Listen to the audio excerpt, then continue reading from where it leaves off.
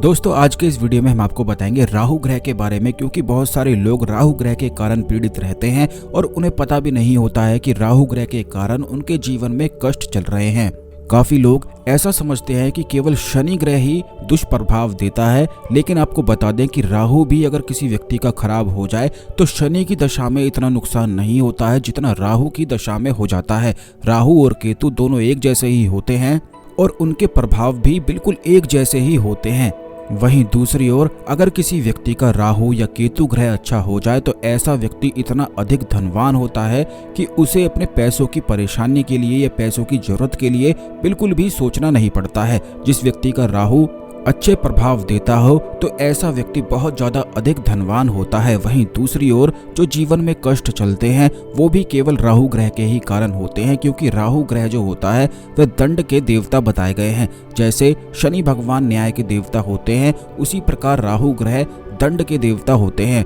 अब आप ये बात तो जानते होंगे कि जब न्याय होता है तो उसमें अच्छे बुरे सभी चीजें एक इंसान की देखी जाती हैं, लेकिन जब दंड की बात आती है तो उसमें ना तो अच्छी चीजें देखी जाती हैं और ना ही बुरी चीजें देखी जाती हैं। केवल दंड ही उस व्यक्ति को प्राप्त होता है।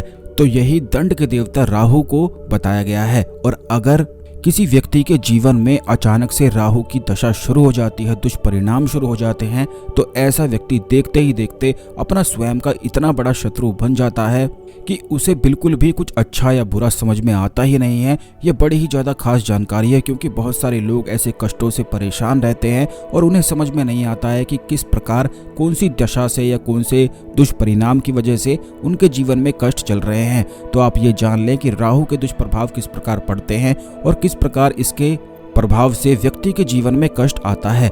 सबसे पहले वीडियो को लाइक करके कमेंट बॉक्स में ओम नमः शिवाय हर हर महादेव अवश्य ही लिख दें, क्योंकि राहु को केतु को भगवान शिव का भक्त बताया गया है। और जो लोग भगवान शिव के भक्त होते हैं प्रभाव तो राहु के उन्हें भी प्राप्त होते हैं, लेकिन वो उन सब प्रभावों से बिल्कुल मुक्त हो जाते हैं। यानी कि उनकी शक्ति इतनी प्रभावशाली होती है, इतनी बड़ी हुई होती है कि वह हर प्रकार के कष्ट को झेल जाते हैं और आगे बढ़ जाते हैं। वहीं दूसरी ओर अगर किसी व्यक्ति पर राहु के दुष्प्रभाव हों तो ऐसा व्यक्ति बहुत ही ज्यादा मुश्किल से उभरता है। यानी कि बिल्कुल या तो हार मानकर बैठ जाता है, बिल्कुल भी कुछ करता नहीं है। लाखों लोग उसे समझाते हैं कि कुछ करो, लेकिन फिर भी वह कुछ करता नहीं है, क्योंकि बिल्कुल हार मान चुका होता है।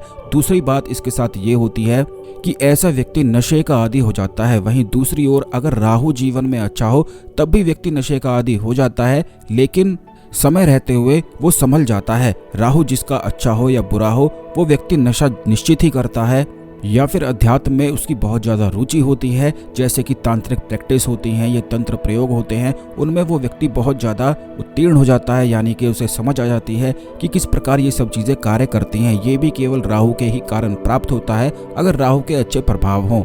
बल्कि वो ही व्यक्ति केवल तंत्र और मंत्र सीख पाता है जिसका राहु अच्छे प्रभाव में हो। आपको ये भी बता दें कि जब राहु के दुष्प्रभाव शुरू होते हैं तो उनमें दो प्रकार के लोग होते हैं। एक तो वो जो हार मान जाते हैं, एक दूसरे वो लोग होते हैं जो बिल्कुल भी हार नहीं मानते हैं और लगातार आगे बढ़ने का, बचने का प्रयास करते रहते हैं।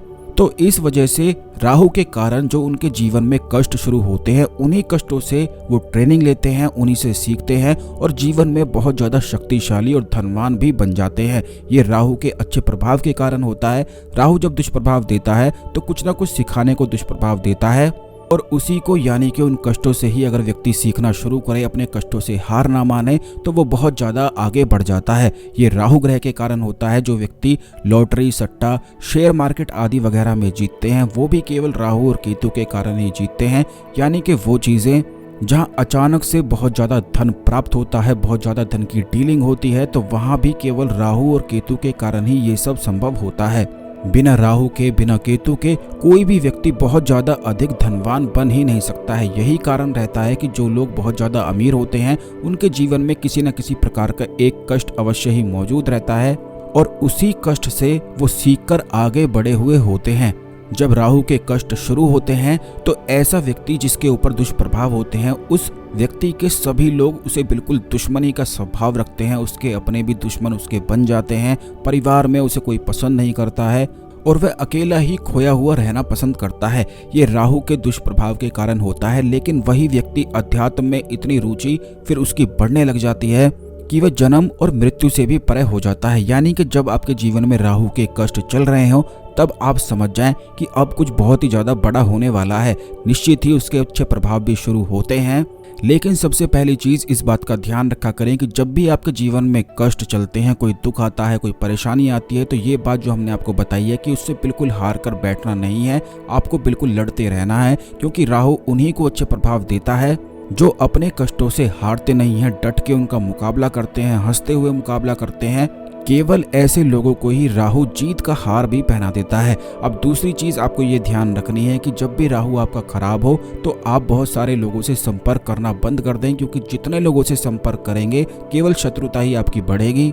इससे बहुत सारे लोग आपके खिलाफ हो सकते हैं। अब तीसरी चीज आपको ये करनी है कि गाय जो होती है, गाय की सेवा आपको अवश्य करनी चाहिए। गाय की सेवा करने से बहुत ही ज्यादा 9 ग्रहों में अद्भुत लाभ प्राप्त होता है। लेकिन खास करके राहु, केतु और शनि के दुष्प्रभाव जब जीवन में चल रहे हों तब ऐसे में गाय को हरा चारा अवश्य ही खिलाना चाहिए, या फिर गाय के साथ थोड़ा समय भी आप बिता सकते हैं। अब इसी के साथ बिल्कुल इसी प्रकार आपको ये भी करना है कि जैसे जो मछलियाँ होती हैं, मछलियों को भी अगर आप खाना खिलाते हैं, छोटी छोटी जो आटे की गोलियाँ होती हैं, जहाँ पर तालाब होता है वहाँ पर आटे की गोलियाँ बेचने वाले मिल जाते हैं, वहाँ से खरीदकर उन मछलियों को अगर आप खिलाते हैं तो इससे भी राहु और केतु के दुष्प्रभाव समाप्त होते हैं और उनके अच्छे प्रभाव शुरू होते हैं।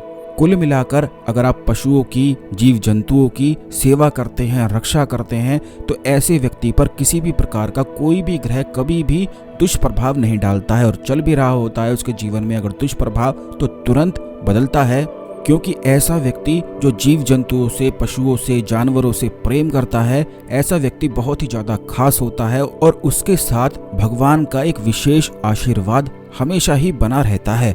और ये चीज़ आप स्वयं करके देख सकते हैं। जब भी आप जीवन में बहुत ज़्यादा परेशान हो, दुखी हो, कष्ट हो, तो वो कष्ट इसीलिए होते हैं, चिंता घबराहट इसीलिए होती है क्योंकि ग्रह आपके खराब हैं। और ग्रह खराब हैं तब आप ऐसे में जानवरों की, पशुओं की सेवा करने लगें, उन्हें कुछ खाने को दें, उन्हें पानी पिलाएं और तुरंत बिल्कुल इंस्टेंट ही आपकी सारी चिंता छूमंतर हो जाएगी, बिल्कुल एक जादू की तरह। और ये आप स्वयं खुद करके देखें और आपने काफ़ी लोगों को ऐसे करते हुए भी देखा होगा, या फिर जीवन में एक बार आपने भी ऐसा किया होगा, तब जीवन में खास परिवर्तन निश्चित ही आए होंगे। ये बड़ी छोटी छोटी सी बातें हैं, लेकिन इनका जो प्रभाव जीवन पर पड़ता है ये अद्भुत होता है। बिल्कुल ठीक इसी प्रकार अगर इनमें से भी कोई चीज़ आप ना कर पाएं तो आपको केवल इतना करना है, जो ये राहु का खास प्रयोग है, जो लोग लॉटरी, सट्टा आदि वगैरह, शेयर मार्केट या फिर अचानक से धन प्राप्ति का कार्य करते हैं, वो लोग इस प्रयोग को कर सकते हैं। वैसे तो सभी प्रयोग आपको निश्चित करने चाहिए, क्योंकि अगर आप अचानक से धन प्राप्ति की कामना करते हैं तो ये प्रयोग आपको अपने जीवन का हिस्सा अवश्य बना लेने चाहिए। तो दोस्तों, राहु केतु की शांति के लिए सबसे खास प्रयोग ये है कि आपको एक शीशा छोटा सा लेकर आना है। उसी शीशे में अपने आप को, चेहरा आपका देखते हुए रोज 41 दिन तक राहु के मूल मंत्र का जाप आपको करना है। और ये मंत्र इस प्रकार है, ओम भ्राम भ्रीम भ्रोम साह रावे नमः। बस इस प्रकार शीशा आपको इसलिए लेना है क्योंकि शीशा जो होता है राहु का मूल धातु होता है, तो उसी में अपना चेहरा देखते हुए रोज 21 दिन तक रोज 11 माला इस मंत्र का जाप करना है। और 22वें दिन, यानी कि जब 21 दिन समाप्त हो जाते हैं, तो 22वें दिन इस शीशे को जाकर किसी भी पीपल वृक्ष के पास उसकी जड़ में दबाकर आ जाना है। बस इतना छोटा सा कार्य अगर आप जीवन में एक बार कर लेते हैं तो फिर कभी भी आपके जीवन में राहु के, केतु के दुष्प्रभाव शुरू हो ही नहीं सकते हैं। और हो रहे हैं, या फिर अगर आपको कष्ट प्राप्त हो रहे हैं, क्योंकि जिन लोगों के जीवन में राहु के दुष्प्रभाव चल रहे हैं वो लोग बिल्कुल अच्छी तरह से जानते हैं कि राहु के कष्ट किस प्रकार बिल्कुल कमर को ही तोड़कर रख देते हैं, बिल्कुल ही इस प्रकार व्यक्ति को पागल जैसा कर देते हैं कि उसे कुछ भी समझ में नहीं आता है। तो अगर आप इन कष्टों को भुगत रहे हैं तो ये जितनी भी खास चीज़ें राहु के लिए हमने आपको बताई है, इन्हें बस एक बार करके देखें और जीवन में निश्चित ही आपके बदलाव हो जाएगा।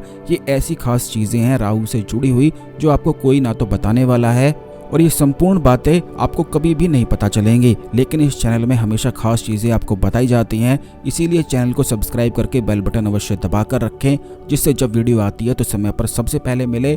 इस खास जानकारी को दूसरे लोगों के साथ शेयर कर दें, जिससे जिन लोगों के जीवन में राहु के कष्ट चल रहे हैं या जो लोग कष्ट को भुगत रहे हैं उनको सहायता प्राप्त हो सके, वो भी उभर सकें। इससे आपके गुड कर्मास बढ़ते हैं। शेयर अवश्य किया करें। तो दोस्तों, आज के लिए केवल इतना ही। अगले वीडियो में मिलते हैं। ओम नमः शिवाय। हर हर महादेव।